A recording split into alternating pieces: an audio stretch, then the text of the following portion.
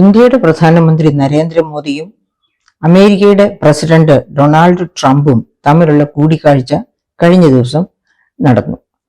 അപ്പൊ ആ കൂടിക്കാഴ്ചയോടുകൂടി അതിനുശേഷം നരേന്ദ്രമോദി നമ്മുടെ പ്രധാനമന്ത്രി എക്സിൽ കുറിച്ചത് എന്താണ്? ട്രംപിന്റെ മാഗ, അതായത് മേക്ക് അമേരിക്ക ഗ്രേറ്റ് എഗെയിൻ, അതുപോലെ നരേന്ദ്രമോദിയുടെ മിക, അതായത് മേക്ക് ഇന്ത്യ ഗ്രേറ്റ് എഗെയിൻ. അപ്പൊ ഈ രണ്ട് രാഷ്ട്ര നേതാക്കന്മാരും അവനവന്റെ രാജ്യങ്ങളെ ഗ്രേറ്റ് ആക്കി മാറ്റുക എന്ന ഉദ്യമത്തോടു കൂടിയാണ് പരസ്പരം സംസാരിച്ചതും ആശയവിനിമയം നടത്തിയതും തീരുമാനങ്ങളിൽ എത്തിയതും. അപ്പോഴാണ് നമ്മളെ ഞെട്ടിക്കുന്ന തരത്തില് വീണ്ടും ഒരു എന്താ പറയുക ഒരു പ്ലെയിൻ ഇല്ലീഗൽ മൈഗ്രൻസിനെ ചങ്ങലക്കിട്ട ഇല്ലീഗൽ മൈഗ്രൻസുമായിട്ട് ഇന്ത്യയിലേക്ക് വരുന്നു എന്ന് നമ്മൾ അറിയുന്നത്. അപ്പൊ ഇക്കാര്യം എന്തേ ഇവർ ചർച്ച ചെയ്തില്ല? ചങ്ങലക്കിട്ട വ്യക്തികൾ എന്ന് പറഞ്ഞാൽ അവര് തീർച്ചയായിട്ടും അവർ തെറ്റുകാരാണ്, ഇല്ലീഗൽ ഇമിഗ്രൻസ്. പക്ഷെ അവർ തെറ്റുകാരാണെന്ന് അങ്ങനെ തീർത്ത് പറയാൻ ആർക്കാ പറ്റുക? 1995 മരാക്കേഷിൽ വെച്ച് മെക്സിക്കോയുടെ മരാക്കേഷിൽ വെച്ച് ഒപ്പിട്ട വേൾഡ് ട്രേഡ് ഓർഗനൈസേഷന്റെ കരാർ അനുസരിച്ച് ആ കരാറിലെ ഒരു പ്രധാനപ്പെട്ട നയമാണ് free international movement of labour. അന്താരാഷ്ട്ര തലത്തിൽ തൊഴിലാളികൾക്ക് ഫ്രീ ആയിട്ട് മൂവ് ചെയ്യാനുള്ള അവകാശം. തീർച്ചയായിട്ടും ഫ്രീ ആയിട്ട് മൂവ് ചെയ്യാനുള്ള അവകാശം എന്ന് പറഞ്ഞാൽ നമ്മൾ ഇവിടുന്ന് കേരളത്തിൽ നിന്ന് ആന്ധ്രയിൽ പോകുന്ന ഈസി ആയിട്ട് പോകാൻ പറ്റില്ല, അത് നമുക്ക് മനസ്സിലാകും. പക്ഷേ ഇതുപോലെ ചങ്ങലക്കിട്ട്, അതായത് തെറ്റായ രീതിയിലൂടെ വിസ കിട്ടാതെ മൈഗ്രേറ്റ് ചെയ്ത് തൊഴിൽ തേടി മൈഗ്രേറ്റ് ചെയ്ത വ്യക്തികളെ ചങ്ങലക്കിട്ട് സ്വന്തം രാഷ്ട്രത്തിലേക്ക് തിരിച്ചയക്കുക, അത് WTO ഒപ്പുവെച്ച ഫ്രീ മൂവ്മെന്റ് ഓഫ് ലേബർ എന്ന് പറയുന്ന ആ നിയമത്തിന് ഘടകവിരുദ്ധമാണ്. അപ്പൊ അതിനെ ചോദ്യം ചെയ്യാൻ എന്തുകൊണ്ട് നമ്മുടെ പ്രധാനമന്ത്രി മോദി തുനിഞ്ഞില്ല? ഒരു പക്ഷെ അദ്ദേഹത്തിന് ട്രംപിനെ ഭയമായിരിക്കാം. ട്രംപ് അത് അംഗീകരിക്കുകയില്ല, തന്നെ പരിഹസിക്കും എന്നൊക്കെ നല്ല ഉറപ്പുള്ളത് കൊണ്ടാകാം നരേന്ദ്രമോദി അത് പറയാതിരുന്നത്. പക്ഷേ അത് മൊത്തം ഇന്ത്യയുടെ കരണത്തേറ്റ അടിയായിട്ടാണ് നമുക്ക് ആർക്കും കാണാൻ കഴിയുക. കാരണം ഞാൻ ഈ പറഞ്ഞ കാരണം തന്നെ, ഈ മരാക്കേഷിൽ വെച്ച് ഒപ്പുവെച്ച WTO world trade organisation treaty അതൊരു ഗ്ലോബൽ ട്രീറ്റിയാണ്. അതായത് വികസ്വര രാഷ്ട്രങ്ങളുടെ ഒന്നിച്ചുള്ള മുന്നേറ്റത്തിനും വികസനത്തിനും വേണ്ടി, ലോകക്ഷേമത്തിനും വേണ്ടി കൊണ്ടുവന്ന ഇൻസ്റ്റിറ്റ്യൂഷൻസിൽ പെട്ടതാണ് ഇന്റർനാഷണൽ ലേബർ ഓർഗനൈസേഷൻ എന്ന് വന്നതാണ് 1919. IMF-ഉം മറ്റും 1945 രണ്ടാം ലോക മഹായുദ്ധത്തിന് ശേഷം 1945 യുദ്ധം മൂലം വീണടിഞ്ഞ രാഷ്ട്രങ്ങളുടെ പുനർജനിക്ക് വേണ്ടി സൃഷ്ടിക്കപ്പെട്ടത്. ഇന്റർനാഷണൽ മോണിറ്ററി ഫണ്ടും ഒക്കെ അങ്ങനെയുള്ള WHO അങ്ങനെയൊക്കെയുള്ള എല്ലാ ഇൻസ്റ്റിറ്റ്യൂഷൻസും.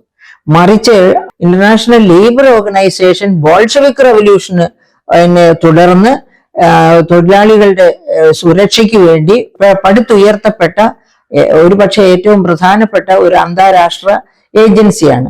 ILOയുടെ തന്നെ മാൻഡേറ്റ്സ്, 2000 മാൻഡേറ്റ്സ് എന്താണ് പറയുന്നത്? തൊഴിലാളികൾക്ക് മാന്യമായ തൊഴിലിന് 4 കണ്ടീഷൻസ് ആണ് അതിൽ പറയുന്നത്. 1 മാന്യമായ കൂലി, 2 അതിനകത്ത് സ്ഥിരത, ജോലിയിൽ സ്ഥിരത, 3 ഓർഗനൈസ് ചെയ്യാനുള്ള കഴിവ്, സാഹചര്യം, 4ാമത്തേത് പെൻഷൻ. ഈ 4, അതായത് സോഷ്യൽ സേഫ്റ്റി എന്ന് വെച്ചാൽ പെൻഷൻ കൊടുക്കുക. ഈ പറയപ്പെട്ട 4 കണ്ടീഷനും ഇല്ലാത്ത ഒരു രാജ്യമാണ് ഇന്ത്യ. അതിലെ ഒരു കണ്ടീഷൻ, അതായത് മാന്യമായ വേതനം, അതായത് കേരളത്തിലെ വേതനം മാന്യമെന്നല്ല പറയേണ്ടത്, പിടിച്ചുപറിയുക. അതായത് തൊഴിൽ കൊടുക്കുന്നവരെ തൊഴിലാളികൾ പിടിച്ചുപറിക്കുന്ന സമ്പ്രദായമാണ് കേരളത്തിലുള്ളത്.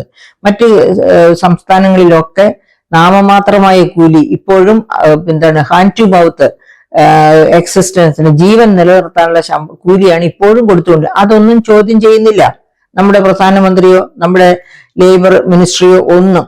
അതായത് ഇങ്ങനെയൊക്കെ പോയാൽ മതി, എങ്കിലേ വളരൂ, വികസിക്കൂ എന്നൊക്കെയാവും അവർ വിചാരിച്ചിരിക്കുന്നത്. അപ്പൊ അങ്ങനെയുള്ള ഒരു രാജ്യത്ത് ഇതുകൊണ്ടൊക്കെയാണ് ഇവിടെ മാന്യമായ തൊഴിൽ കിട്ടുന്നില്ല. ILO നിർദ്ദേശിച്ചിരിക്കുന്ന മാന്യമായ തൊഴില്, സ്ഥിരമായ തൊഴില്, ഡയലോഗ്, യൂണിയനൈസ് ചെയ്യാനുള്ള അവകാശം, അതുപോലെ സോഷ്യൽ സെക്യൂരിറ്റി പെൻഷൻ അഥവാ പെൻഷൻ, ഈ പറയപ്പെട്ട 4 കണ്ടീഷനും ഇന്ത്യയിൽ തൊഴിലാളികൾക്ക് നൽകുന്നില്ല. ഇന്ത്യ ഗവൺമെന്റ് തന്നെ ഇടപെട്ട്. അങ്ങനെയുള്ള ഒരു സാഹചര്യത്തിലാണ് ട്രംപ് ഇവരെ വിലങ്ങ് വെച്ച് ഇന്ത്യയിലേക്ക് പറഞ്ഞയക്കുന്നത്. അത് ശരിക്ക് കരണത്തേറ്റ അടിയാണ്. അങ്ങനെയുള്ള ഒരു സാഹചര്യത്തില് ഒരു പ്രസിഡന്റ്, ഒരു പ്രധാനമന്ത്രി ആ പ്രസിഡന്റിനെ പോയി കാണുന്നു എന്നുള്ളത് പോലും അരോചകമായിട്ടാണ് നമുക്ക് തോന്നുക. നമ്മുടെ ഐഡന്റിറ്റിയെ ഇത്രയധികം കുത്തി മുറിവേൽപ്പിച്ച ഒരു മനുഷ്യന്റെ മുൻപിലേക്ക് എന്ത് പറഞ്ഞാണ് ചെല്ലുക? ഒരുപക്ഷെ നരേന്ദ്രമോദി അവിടെ ചെന്ന് ഈ അവസാനത്തെ ആൾക്കാരെ, ബാക്കി വന്നിരുന്ന ആൾക്കാരെ, നുഴഞ്ഞു കയറ്റക്കാരായ തൊഴിലാളികളെ കൈവിലങ്ങില്ലാതെ കൊണ്ടുവരാൻ പറ്റുന്ന ഒരു സാഹചര്യം അദ്ദേഹം ഒരുക്കിയിരുന്നെങ്കിൽ അദ്ദേഹത്തിന്റെ പോക്ക് വിജയമാണ്, അത് മാന്യമാണ് എന്ന് നമുക്ക് പറയാൻ പറ്റുമായിരുന്നു.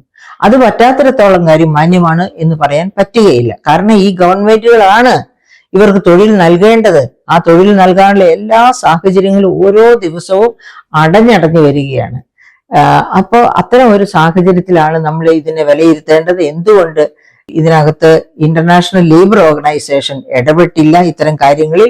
ഇത് പണ്ട് മുതലേ ഉള്ളതാണ് എങ്കിൽ അന്ന് മുതലേ ഇന്റർനാഷണൽ ലേബർ ഓർഗനൈസേഷൻ ഒന്നുകിൽ US അടിമ, അല്ലെങ്കിൽ അതെന്ന് ധൈര്യമില്ല ഇത്തരം കാര്യങ്ങൾ US ഈ പറയുന്ന ഇന്റർനാഷണൽ ഓർഗനൈസേഷൻസിനൊക്കെ തന്നെ വലിയ അളവിൽ ഫണ്ടിങ് നടത്തുന്ന ഒരു ഗവൺമെന്റാണ് അമേരിക്കൻ ഗവൺമെന്റ്.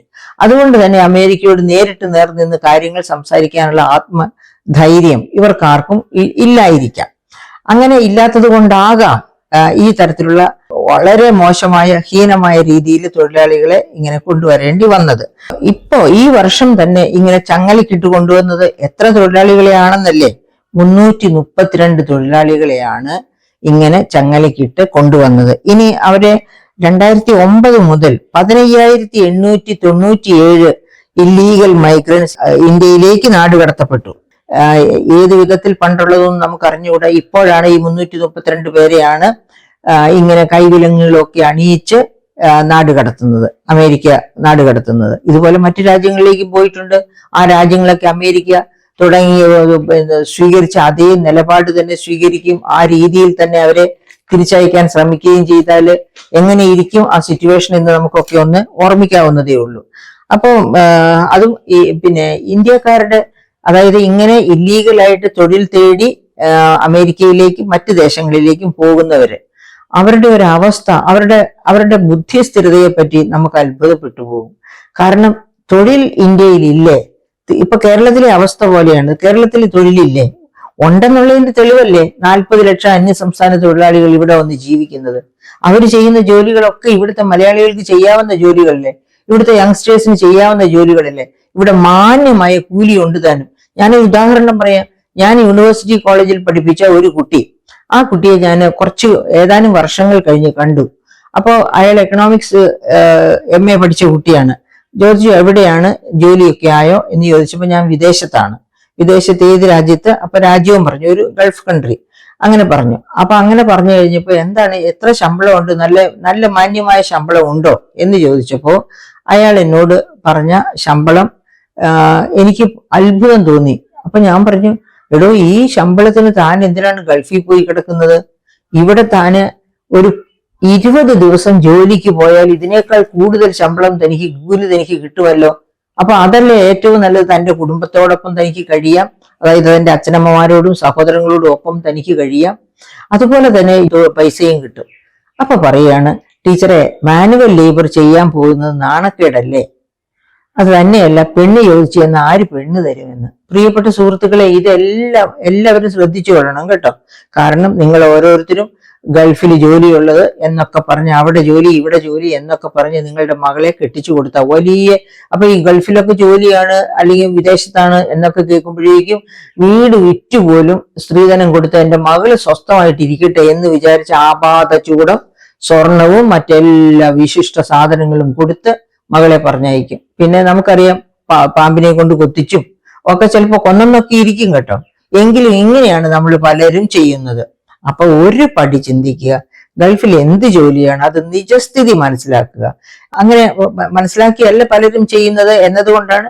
ഇത് സ്വന്തം അനുഭവമാണ്. അതായത് ഞാൻ പഠിപ്പിച്ച കുട്ടി, ആ കുട്ടി കള്ളം പറയില്ല. അതുകൊണ്ടാണ് ആ കുട്ടി സത്യസന്ധമായി പറഞ്ഞത്, വിവാഹ മാർക്കറ്റിൽ ഒരു വിലയും കിട്ടില്ല ടീച്ചറെ, ഇവിടെ കളയും പണിയും ഒക്കെ ആയിട്ട് ഇരുന്നാല്. അതുകൊണ്ടാണ് ഞാൻ ഇവിടെ കിട്ടുമായിരുന്നതിനേക്കാൾ കുറഞ്ഞ ശമ്പളത്തില് ഗൾഫിൽ ജോലിക്ക് പോകുന്നത്. ആ കുട്ടി എന്നോട് സത്യസന്ധമായി പറഞ്ഞതാണ്. ഇതാണ് പലരും ചെയ്യുന്ന കാര്യങ്ങള്. വിദേശത്താണ് കുട്ടിയെ കെട്ടിച്ചിരിക്കുന്നത്, വിദേശത്ത് ജോലിയുള്ള ആളാണ് എന്ന് പറയുമ്പോൾ നമ്മൾ 8 വട്ടം ചിന്തിക്കണം. യഥാർത്ഥത്തിൽ എന്താണ് അവന്റെ ജോലി, എന്താണ് അവിടെ ആണോ പെണ്ണോ ആകട്ടെ ചെയ്യുന്നത്. ആരായാലും കറക്കാൻ ചീറ്റിൽപ്പെട്ടവരായി കൂടുന്നില്ല. അത് ഒന്നും അല്ലെങ്കിൽ തന്നെയും ഇങ്ങനെ പെണ്ണ് കെട്ടാൻ വേണ്ടി അല്ലെങ്കിൽ ഭർത്താവിനെ കിട്ടാൻ വേണ്ടി പോയി ജോലി ചെയ്യുന്ന ഒരവസ്ഥ അത് കേരളത്തിൽ പണ്ട് മുതലേ ഉണ്ട്. എന്നോട് ഈ കഥ പറഞ്ഞത് 10-20 കൊല്ലം മുമ്പാണെന്ന് ഓർക്കണം. അപ്പൊ അന്നേ ഈ കഥ ഇന്ത്യയിൽ കേരളത്തിലെ ചെറുപ്പക്കാരുടെ ഇടയിൽ ഉണ്ട്. പെണ്ണ് കിട്ടാനും മറ്റതുപോലുള്ള കാര്യങ്ങൾക്കും വേണ്ടി ഗൾഫിൽ പോവുക. ഇവിടെ തൂപ പിടിച്ച് കളിക്കണം നാണക്കേടാ. അവിടെ ചെന്ന് പിന്നെ പ്രായമായവരുടെ മലവും മൂത്രവും എടുക്കുകയോ എന്ത് ജോലി ചെയ്താലും ഒരു നാണക്കേടുമില്ല. അതാണ് മലയാളിയുടെ പൊയ്മുഖം എന്ന് പറയുന്നത്. ഈ പൊയ്മുഖം അഴിച്ചു മാറ്റിയാൽ മാത്രമേ മലയാളിക്ക് മേൽഗതിയുള്ളൂ എന്നാണ് ഞാൻ പറയുന്നത്. ഇപ്പൊ ഈ 40 ലക്ഷത്തിലധികം അന്യ സംസ്ഥാന തൊഴിലാളികൾ ഇവിടെ വന്നിട്ട് എന്താ ചെയ്യുന്നത്? നമ്മുടെ ഡൊമസ്റ്റിക് പ്രോഡക്റ്റിന്റെ ഒരു നല്ല ഭാഗം അവരുടെ നാട്ടിലേക്ക് അയക്കുകയാണ്. അവര് ജോലി ചെയ്തിട്ടാണ്, അവര് വെറുതെ ഇരുന്നിട്ടല്ല. പക്ഷേ ആ തൊഴിൽ നമ്മുടെ യുവാക്കൾ ചെയ്യുകയും ആ പണം ഇവിടെ തന്നെ ഫ്രക്ടിഫൈ ചെയ്യുകയും ഇവിടെ തന്നെ പുനരുൽപാദനകമായ രീതിയിൽ ചെലവഴിക്കപ്പെടുകയും ചെയ്താൽ കേരളത്തിന്റെ അവസ്ഥ എത്ര മെച്ചപ്പെട്ടതായിരിക്കും. അത് എന്തുകൊണ്ടാണ് നമ്മുടെ യുവതലമുറ മനസ്സിലാക്കാത്തത്? എന്തിനാണ് അവർ ഈ സ്നോബിഷ്നസ്, ഈ മൂടുപടമിട്ട് മുഖം മിനുക്കി ലോകത്തിന്റെ മുൻപിൽ കാപട്യം കാണിച്ചുകൊണ്ട് നടക്കുന്നത്? അതിന്റെ ഫലനമാണല്ലോ ഇവിടെ എന്താ പറയുക, മയക്കുമരുന്ന്, പിന്നെ മദ്യം, അതുപോലെ ഒരു ഗുണ്ടാരാജായി കേരളം മാറിക്കഴിഞ്ഞു. വയസ്സ് രാത്രിയാവണ്ട, പണ്ടൊക്കെയാണ് ഈ രാത്രിയിലാണ് പെൺകുട്ടികൾക്ക് തന്നെ നടക്കാൻ പേടിക്കേണ്ടിയിരുന്നത്. ഇപ്പൊ ഒരു സമയത്തും പെൺകുട്ടികൾക്കോ കുഞ്ഞുങ്ങൾക്കോ ആർക്കും പുറത്തിറങ്ങാൻ പറ്റാത്ത ഒരവസ്ഥ. അത് എന്തുകൊണ്ട് വന്നു? ഈ സ്നോബിഷ്നസ്, ഈ കപട മുഖം, പൊയ്മുഖം. ഈ പൊയ്മുഖം മലയാളി എടുത്തു മാറ്റിയാലേ മലയാളിക്ക് രക്ഷയുള്ളൂ എന്നാണ് ഞാൻ എപ്പോഴും മനസ്സിലാക്കുന്നത്. അതായത് ഞാൻ എൻ്റെ പ്രായത്തില് 18 മണിക്കൂർ ജോലി ചെയ്യുന്നുണ്ട്. എൻ്റെ പറമ്പിലിറങ്ങി പച്ചക്കറി കൃഷിക്ക് വേണ്ടി ജോലി ചെയ്യാനോ തെങ്ങിന്റെ മൂട്ടിൽ വളമിടാനോ വെള്ളം ഒഴിക്കാനോ ഒക്കെ ഞാൻ തന്നെ മുൻപന്തിയിൽ നിൽക്കുക. വേറെ ആരും ഇല്ല. പിന്നെ ആരാ ചെയ്യുന്നത്? എനിക്ക് അതൊക്കെ ചെയ്യുന്നത് വലിയ സന്തോഷമാണ്. തെങ്ങിനോട് വർത്തമാനം പറയുക, അടുത്ത വർഷം നല്ലവണ്ണം കായ്ക്കണം കേട്ടോ. അതുപോലെ ഓരോ ചെടിയോടും ഞാൻ വർത്താനം പറയും. കാക്കയ്ക്ക് തീറ്റ കൊടുക്കും. എന്നിട്ട് കാക്കയെന്ന് പറഞ്ഞ് വിളിക്കുമ്പോൾ കാക്ക ഓടി വരും. ഇതൊക്കെ പ്രകൃതിയുമായിട്ട് ഇണങ്ങി പോകുമ്പോൾ നമുക്ക് കിട്ടുന്ന സൗഭാഗ്യങ്ങളാണ്. മനുഷ്യ ജീവിതത്തിൽ കിട്ടാവുന്ന, അതായത് പ്രകൃതിയും മനുഷ്യനും ഒത്തുപോകുന്നതിന്റെ ഗുണങ്ങളാണ് ഞാൻ ഈ പറയുന്നത്. ഇതൊക്കെ ഞാൻ അനുഭവിക്കുന്ന കാര്യങ്ങളാണ്. അപ്പൊ ഇതൊക്കെ അനുഭവിക്കുമ്പോഴുണ്ട് കാക്കയെ വിളിക്കുമ്പോൾ കാക്ക അടുത്ത് വരിക, അത് തീറ്റ കൊടുക്കുന്ന അതിനറിയാം. അങ്ങനെയാണ് ഓടി വരുന്നത്. അല്ലെങ്കിൽ നമ്മൾ എവിടെയെങ്കിലും പോയിട്ട് 2 ദിവസം കഴിഞ്ഞ് തിരിച്ചു വരുവാണെങ്കിൽ എത്ര കാക്കകളാണ് എൻ്റെ മുറ്റത്ത് വന്ന് ബഹളം വയ്ക്കുന്നത്. ഞാൻ വന്നു എന്നുള്ള സന്തോഷമാണ് അവർ പങ്കിടുന്നത്. അപ്പൊ ഇതൊക്കെ എൻ്റെ പ്രിയപ്പെട്ട സുഹൃത്തുക്കളെ, നമ്മൾ നമ്മുടെ സാഹചര്യങ്ങളുമായിട്ട് നമ്മുടെ ചുറ്റുവട്ടവുമായിട്ട് ഒക്കെ മിനിങ്ങി ഇണങ്ങി പോകുമ്പോഴാണ് ഈ സൗഭാഗ്യമൊക്കെ നമുക്ക് കിട്ടുന്നത്. അപ്പൊ അതൊന്നും മനസ്സിലാക്കാതെ മലയാളി ഈ പോക്ക് പോകുന്നത് എങ്ങോട്ടാണ് എന്ന് ഞാൻ വലിയ സങ്കടത്തോടെ ഓർക്കാറുണ്ട്.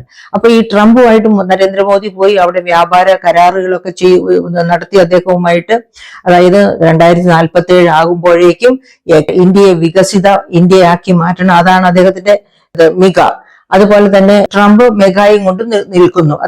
അമേരിക്കയെ വീണ്ടും ഗ്രേറ്റ് ആക്കാനുള്ള ഉദ്യമത്തിലാണ്. അതിനുവേണ്ടിയുള്ള ചർച്ചകളൊക്കെ നടത്തിയപ്പോൾ 2 കൂട്ടരും എങ്ങനെയാണ് താരിഫുകൾ കുറയ്ക്കുമോ കൂട്ടുമോ?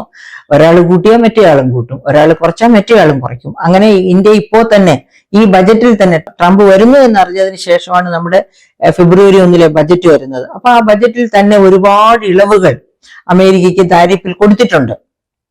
അപ്പൊ ആ ഇളവുകളുടെ പേരിൽ തന്നെ ട്രംപിന് കടുത്ത നടപടികൾ എടുത്തിട്ടില്ല. പക്ഷേ ഏറ്റവും കടുത്ത നടപടികളല്ലേ 332 എന്താണ് പറയുക, ഇല്ലീഗൽ മൈഗ്രൻസ് ഫ്രം ഇന്ത്യയെ ചങ്ങലക്കിട്ട് പ്ലെയിനിൽ കയറ്റി അയച്ചു എന്നു. അതിനേക്കാൾ എന്ത് ആക്ഷേപമാണ് നമുക്ക് മേടിക്കേണ്ടത്? അത്രയും ആക്ഷേപിക്കുന്ന ഒരു രാഷ്ട്രത്തോട് യഥാർത്ഥത്തിൽ അഭിമാനമുള്ള ഒരു പ്രധാനമന്ത്രി എങ്ങനെ പെരുമാറണമെന്ന് എനിക്ക് പറയാൻ ആഗ്രഹമുണ്ട്. പക്ഷെ ഞാനത് പറയുന്നില്ല. കാരണം എനിക്ക് അങ്ങനെയുള്ള പൊല്ലാപ്പുകളിലേക്ക് ചെന്ന് ചാടാൻ താല്പര്യമില്ലാത്തത് കൊണ്ട്. ഇനി അപ്പൊ ഈ ഇല്ലീഗൽ ഏജൻസിനെ അപ്പൊ ഈ പൊയ്മുഖം മലയാളിയുടെ പൊയ്മുഖത്തേക്കാൾ കൂടുതലാണ് ആരുടെ പൊയ്മുഖം? ഏറ്റവും കൂടുതൽ അതായത് ഈ ഇല്ലീഗൽ ഇമിഗ്രൻസ് എവിടെ നിന്നാണെന്നല്ലേ? അതൊക്കെ UP, ഏറ്റവും കൂടുതൽ ഉള്ളത് ആന്ധ്രയിൽ നിന്ന്, 2ാം സ്ഥാനം UP, 3ാം സ്ഥാനം തമിഴ്നാട്, 4ാം സ്ഥാനം മഹാരാഷ്ട്ര. ഇനി കേരളവും അതുപോലെ തന്നെ ഗുജറാത്തും ഒക്കെ ഇതിനകത്ത് നല്ല സ്ഥാനങ്ങളിൽ തന്നെ ഉണ്ട് കേട്ടോ. അപ്പൊ ഈ ജനങ്ങളൊക്കെ ഇങ്ങനെ കബളിപ്പിക്കപ്പെടുന്നത് എങ്ങനെയാണ്? ഇല്ലീഗൽ ഏജൻസ് ആണ് ഇവരെല്ലാം കബളിപ്പിച്ചു കൊണ്ടുപോകുന്നത്. ഇല്ലീഗൽ ഏജൻസ് ഏറ്റവും കൂടുതലുള്ളതാണ് 1ാം സ്ഥാനത്ത് ആന്ധ്ര, 2ാം സ്ഥാനത്ത് UP, 3ാം സ്ഥാനത്ത് തമിഴ്നാട്, 4ാം സ്ഥാനത്ത് മഹാരാഷ്ട്ര. ഈ 4 സംസ്ഥാനങ്ങളിൽ നിന്നാണ് ഏറ്റവും കൂടുതൽ ഇല്ലീഗൽ ഏജൻസ് ഉള്ളത്. ഇവര് സ്വർഗലോകം കാണിച്ചു തരാം, നിങ്ങൾക്ക് കോടിക്കണക്കിന് ലക്ഷക്കണക്കിന് രൂപ ഒരു മാസം ശമ്പളം വാങ്ങിച്ചു തരാം എന്നൊക്കെ പറഞ്ഞ് പൊള്ള വാഗ്ദാനങ്ങൾ നൽകിയാണ് ഇവര്. അതായത് ഈ ഹിന്ദു നിങ്ങളൊന്ന് എടുത്തു നോക്കുക, ഡേറ്റാ പോയിന്റ്, അതിനകത്ത് ഇതേപ്പറ്റിയാണ് പഠനം. എന്താണ് പറഞ്ഞിരിക്കുന്നത്? അവര് 20 ലക്ഷം മുതൽ 1.25 കോടി വരെ പണം വാങ്ങിയാണ് ഏജൻസ് ഈ ഇല്ലീഗൽ മൈഗ്രൻസിനെ കൊണ്ടുപോകുന്നത്. 20 ലക്ഷം മുതൽ 1.25 കോടി വരെ. പ്രിയപ്പെട്ട സുഹൃത്തുക്കളെ, 20 ലക്ഷം കൊടുത്ത് ഒരു ചെറിയ ഒരു സംരംഭം ഇന്ത്യയിൽ തുടങ്ങിയാൽ എന്താ കുഴപ്പം? ഇവരുടെ തലയ്ക്കകത്ത് എന്താ കളിമണ്ണാണോ ഇങ്ങനെ പോകുന്നവരുടെ? കാരണം 145 കോടി ജനങ്ങളുള്ള ഇന്ത്യ. അതാണ് നരേന്ദ്രമോദി ആദ്യം അമേരിക്കയിൽ ചെന്നപ്പോൾ 2014 ചെന്നപ്പോൾ പറഞ്ഞത്, ഇന്ത്യയില് ഡെമോക്രസി ഉണ്ട്, ഡെമോഗ്രഫി ഉണ്ട്, ഡിമാൻഡ് ഉണ്ട്, കം മേക്ക് ഇൻ ഇന്ത്യ എന്ന് നരേന്ദ്രമോദി പറഞ്ഞത്. എന്താ പറഞ്ഞ? ഡെമോക്രസി ഉണ്ട്, നിങ്ങളുടെ കൊറോണയ്ക്ക് ആരും പിടിക്കില്ല, കഴുത്തിനാരും പിടിക്കില്ല. ഡെമോഗ്രഫി ഉണ്ട്, വലിയ ജനസംഖ്യ 145 കോടി ഇപ്പോ. അതുപോലെ തന്നെ ഡിമാൻഡ്, ഈ 145 കോടി ജനങ്ങളുള്ള രാജ്യത്ത് വലിയ ഡിമാൻഡാണ്. അതായത് ലോകത്തിന്റെ 1/8 പോപ്പുലേഷനാണ് ഇന്ത്യയിലുള്ളത് എന്ന് ഓർക്കണം. അപ്പൊ 1/8 ഡിമാൻഡ് ഇന്ത്യയിൽ നിന്നാണ് വരേണ്ട, ആകെ ലോകത്തിന്റെ ഡിമാൻഡിന്റെ.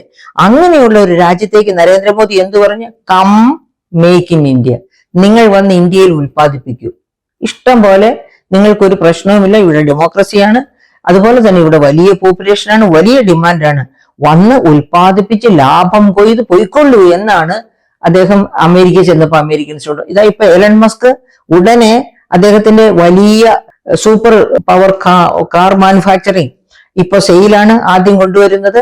അതിനുശേഷം അദ്ദേഹം അതിന്റെ ഉൽപാദനവും ഇന്ത്യയിലേക്ക് കൊണ്ടുവരും എന്ന് പറയുന്നു. അപ്പൊ മറിച്ച് അതുപോലെയുള്ള കാറുകൾ അതിനേക്കാൾ മെച്ചപ്പെട്ട രീതിയിൽ തന്നെ ഇന്ത്യയിൽ ഉൽപ്പാദിപ്പിക്കാൻ പറ്റിയാൽ വേണ്ട, അതൊക്കെ പോട്ടെ. ചെറിയ ഒരു സംരംഭം 20 ലക്ഷം കൊണ്ട് ഒരു ചെറിയ സംരംഭം തുടങ്ങി സ്വയം തൊഴിൽ കണ്ടെത്തി ആ സ്വയം തൊഴിലിൽ നിന്ന് വേറെ 2 പേർക്ക് തൊഴിൽ കൊടുത്ത് അങ്ങനെ പോകാമെന്ന് വിചാരിക്കുന്നതിന് പകരം അമേരിക്കയിൽ പോയി സ്വർഗം കൊയ്യണം, സ്വർഗം കരസ്ഥമാക്കണം എന്ന് പറഞ്ഞു ഓടുന്ന വിഡ്ഢികൾ അവരാണ് ഇന്ത്യക്കാർ. അത്തരം വിഡ്ഢികൾക്കാണ് 20 ലക്ഷം മുതൽ 1.25 കോടി വരെ പോയിട്ട് കൈക്ക് വിലങ്ങിട്ട് സ്വന്തം നാട്ടിലേക്ക് ലജ്ജയോടെ തല താഴ്ത്തി തിരിച്ചു വരേണ്ടി വരുന്നത്. അപ്പോഴും നമ്മുടെ എന്താ പൊയ്മുഖം, ഇന്ത്യക്കാരന്റെ പൊയ്മുഖമാണ് അവിടെ പൊഴിഞ്ഞു വീഴുന്നത്. എന്നിട്ടും അത് മനസ്സിലാക്കില്ല എന്നതാണ് സങ്കടകരമായ കാര്യം. അപ്പൊ ഇങ്ങനെയുള്ള അവര് US പോകുന്നത് 2 പ്രധാനപ്പെട്ട റൂട്ടുകളും ഇന്നത്തെ ഹിന്ദുവിലുണ്ട്. എന്തൊക്കെയാണ് 2 പ്രധാനപ്പെട്ട റൂട്ടുകൾ എന്ന് പറയുന്നത്? ഒന്ന് സൗത്ത് വെസ്റ്റേൺ, അതായത് മെക്സിക്കോ വഴി അമേരിക്കയിലേക്ക് കടക്കുന്ന റൂട്ട്. അതാണ് ഡാരിയൻ ഗ്യാപ്പ്. വളരെ അപകടകരമായ ഒരു ഗ്യാപ്പാണ് ഡാരിയൻ ഗ്യാപ്പ്. ആ ഡാരിയൻ ഗ്യാപ്പ് വഴി പനാമ നിന്ന് കൊളംബിയയിലേക്ക്, പനാമയ്ക്കും കൊളംബിയയ്ക്കും ഇടയ്ക്കുള്ള ഗ്യാപ്പാണ് ഈ ഡാരിയൻ ഗ്യാപ്പ് എന്ന് പറയുന്നത്. ആ ഗ്യാപ്പ് വഴി അമേരിക്കയിലേക്ക് വരിക, മെക്സിക്കോ വഴി ഈ ഡാരിയൻ ഗ്യാപ്പ് വഴി അമേരിക്കയിലേക്ക് എത്തുക. അതാണ് ഒന്ന്. ഇനി രണ്ടാമത്തെ, അതായത് ഡോങ്കി റൂട്ട് എന്നാണ് ഈ റൂട്ടിന് പറയുന്നത്, ലോകം പറയുന്നത്. ഡോങ്കി റൂട്ട് എന്ന് വെച്ചാൽ എല്ലാത്തരം വലിയ വിജനമായ തിക്ക് ഫോറസ്റ്റുകൾക്കൊക്കെ കടന്ന്, അവിടെയൊക്കെ ജീവന് ഭീഷണിയുണ്ട്. അങ്ങനെ തിക്ക് ഫോറസ്റ്റുകൾ കടന്ന് അതുപോലെ തന്നെ ചിലപ്പോ കടല് താണ്ടി അങ്ങനെ വലിയ കുഴുക്കാൻ തൂക്കായ മലനിരകൾ താണ്ടി അങ്ങനെ വലിയ ബുദ്ധിമുട്ടുള്ള റൂട്ടാണ്. അതുകൊണ്ടാണ് അതിനെ ഡോങ്കി റൂട്ട് എന്ന് പറഞ്ഞാൽ നമുക്കറിയാം. അങ്ങനെ ഡോങ്കി റൂട്ട്, ആ ഡോങ്കി റൂട്ടിൽ ഒന്നാണ് ഈ സൗത്ത് വെസ്റ്റേൺ മെക്സിക്കോ വഴിയുള്ള സൗത്ത് വെസ്റ്റേൺ, അതായത് ഡാരിയൽ ഗ്യാപ്പ് വഴി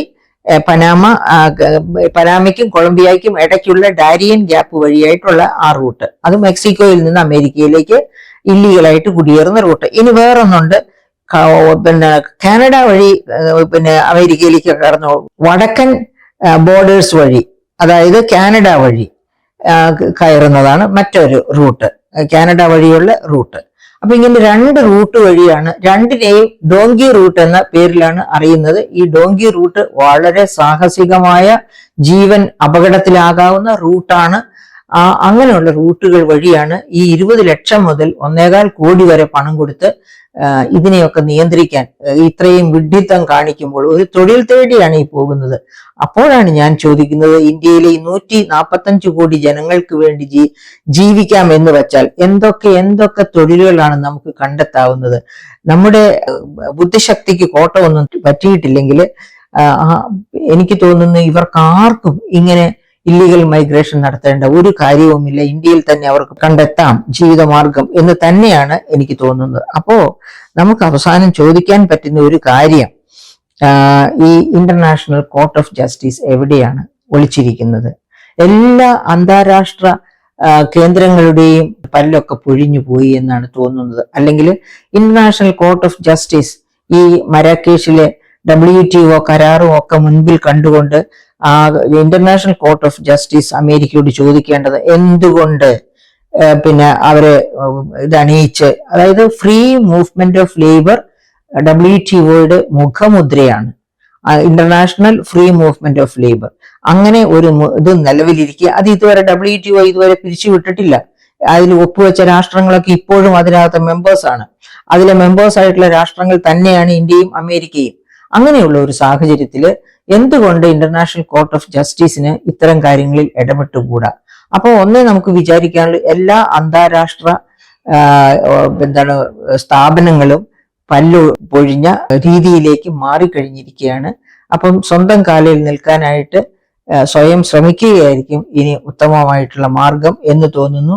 എന്താണെങ്കിലും മലയാളികളും ഇന്ത്യക്കാരും മൊത്തമായിട്ട് വ്യാജന്മാരുടെ കീശയിൽ ചെന്ന് കൈയിടുന്നു. കീശയിൽ പണം വെച്ചു കൊടുക്കും, ഹാർഡ് കഷ്ടപ്പെട്ട് ഉണ്ടാക്കിയ പണം. അതുമല്ല, റിസർവ് ബാങ്ക് ഓഫ് ഇന്ത്യയുടെ പിന്നെ വെബ്സൈറ്റിലേക്ക് നിങ്ങളൊന്ന് കയറി നോക്ക്. ഒരു 3 മാസം മുമ്പ് ഞാൻ കയറി നോക്കിയപ്പോ 90,000 കോടിയാണ് എഡ്യൂക്കേഷൻ ലോൺ എടുക്കുന്നത് തന്നെ നോൺ പെർഫോമിംഗ് ആയിട്ട്, അതായത് കിട്ടാക്കടമായിട്ട് മാറിയിരിക്കുന്നത്. 90,000 കോടി, അതായത് 1 ലക്ഷം കോടിക്ക് അടുത്ത് വരിക. ആ 1 ലക്ഷം കോടി ഈ ഇന്ത്യയിൽ തന്നെ ചെലവഴിക്കുകയാണ്, മൂലധനമായി ചെലവഴിക്കുകയാണെങ്കിൽ എന്തുമാത്രം വികസന സാധ്യതകളാ അതുകൊണ്ട് നമുക്ക് കിട്ടുക. അങ്ങനെ അപ്പൊ ഇത് ഗവൺമെന്റും ഇതിനകത്ത് ഈ ഇങ്ങനെയുള്ള ഇല്ലീഗൽ മൈഗ്രേഷൻ, അത് ഗവൺമെന്റ് ശ്രദ്ധിച്ച് ഇന്ത്യയെ വികസന പാതയിലേക്ക് നല്ലവണ്ണം കൊണ്ടുപോയി 2047 നമ്മൾ വികസനം എന്ന് പറയുന്നതിന് പകരം ഓരോ ചുവടും വികസനത്തിലേക്ക്, മൂലധന നിക്ഷേപത്തിലേക്ക്, കാർഷിക മേഖലയിലേക്ക് ഒക്കെ ഈ പ്രാവശ്യത്തെ കേന്ദ്ര ബജറ്റ് കണ്ടാൽ നമുക്കറിയാം എത്ര പുവർ ആയിട്ടുള്ള ഒരു ബജറ്റാണ്. കാർഷിക മേഖലയ്ക്കും എഡ്യൂക്കേഷന് 0.27, ഇങ്ങനെയൊക്കെയാണ് ഓരോ മേഖലയ്ക്ക്, പ്രധാനപ്പെട്ട മേഖലയ്ക്ക് GDPയുടെ ഷെയർ കൊടുത്തിരിക്കുന്നത്. ഇങ്ങനെയുള്ള ഒരു രാജ്യത്ത് ഇതുപോലെയുള്ള മണ്ടന്മാർ തന്നെ ഉണ്ടാവും. ഇങ്ങനെ ഈ 20 ലക്ഷവും 1 കോടിയിലധികം ഒക്കെ കൊടുത്ത് ഇല്ലീഗൽ റൂട്ട്സിലൂടെ പോയി സ്വന്തം ജീവനും മാനവും ഒക്കെ നഷ്ടപ്പെടുത്തുന്ന മണ്ടന്മാർ ഇതുപോലെയുള്ള രാജ്യത്തുണ്ടാവും. കാരണം ഇവർക്ക് വേണ്ടത്ര വിദ്യാഭ്യാസമില്ല, പിന്നെ വിവേകത്തോടെ ചിന്തിക്കാൻ കഴിയുന്നില്ല. തന്റെ കയ്യിൽ ഒരു പൈസ ഉണ്ടെങ്കിൽ അതിനെ എങ്ങനെ ഇൻവെസ്റ്റ് ചെയ്യണമെന്ന് ആലോചിക്കാനോ ചിന്തിക്കാനോ കഴിയുന്നില്ല. സ്വന്തം വ്യക്തിത്വത്തെ പറ്റി അഭിമാനത്തോടെ നേരെ നിന്ന് മറ്റുള്ളവരോട് സംസാരിക്കാനുള്ള ആ ഒരു ത്രാണി നേടിയെടുത്തിട്ടില്ല. അങ്ങനെയൊക്കെയുള്ള സാഹചര്യത്തിൽ നമ്മൾ ഇതുപോലെയൊക്കെ പ്രതീക്ഷിക്കാൻ പറ്റൂ. ഏതായാലും നമ്മുടെ എല്ലാവരുടെയും നെഞ്ചത്തേറ്റ ചവിട്ടാണ് ട്രംപിന്റെ ചവിട്ടാണ് ഈ ചങ്ങലക്കിട്ട് നമ്മുടെ സഹോദരങ്ങളെ അവര് മണ്ടത്തരം കാണിച്ചു. പക്ഷെ മണ്ടത്തരം കാണിച്ചു എങ്കിൽ പോലും WTOയോ ഇന്റർനാഷണൽ കോർട്ട് ഓഫ് ജസ്റ്റിസോ ഒന്നും ഇത്തരം കാര്യങ്ങളിൽ നീതി നേടിത്തരാൻ, അതായത് വികസ്വര രാഷ്ട്രങ്ങൾക്ക് വികസിത രാഷ്ട്രങ്ങളുടെ ഇത്തരം കൂച്ചുവിലങ്ങുകളിൽ നിന്ന് വികസ്വര രാഷ്ട്രങ്ങളെ രക്ഷിച്ചു നിർത്താൻ ഹെൽപ്പിംഗ് ഹാൻഡോടെ വരേണ്ടതാണ് ഇന്റർനാഷണൽ കോർട്ട് ഓഫ് ജസ്റ്റിസും അതുപോലെ ഇന്റർനാഷണൽ ലേബർ ഓർഗനൈസേഷനും ഒക്കെ. അവരൊക്കെ കൈകെട്ടി നിൽക്കുമ്പോൾ ഇത്തരം ദുർഗതി നാം കണ്ട് നമുക്ക് അപമാനം കൊണ്ട് തല താഴ്ത്തുക മാത്രമേ രക്ഷയുള്ളൂ.